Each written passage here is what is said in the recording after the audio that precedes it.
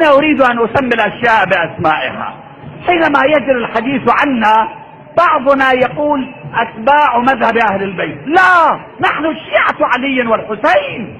لماذا نخجل أن نقول نحن شيعة علي والحسين؟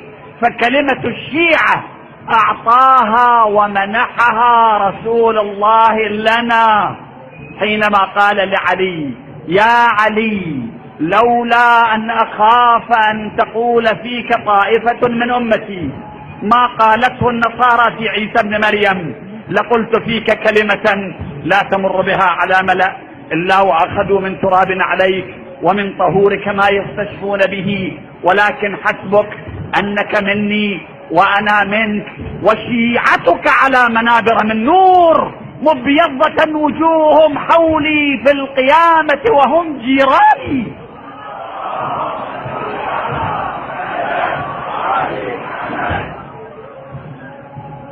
إنما يذبحوننا لانتمائنا إلى رسول الله، إنما يذبحوننا لأننا من شيعة علي، لأننا من شيعة الحسين. والغريب أن ما من حادثة تقع وما من جريمة ترتكب إلا وتسجل غد مجهول.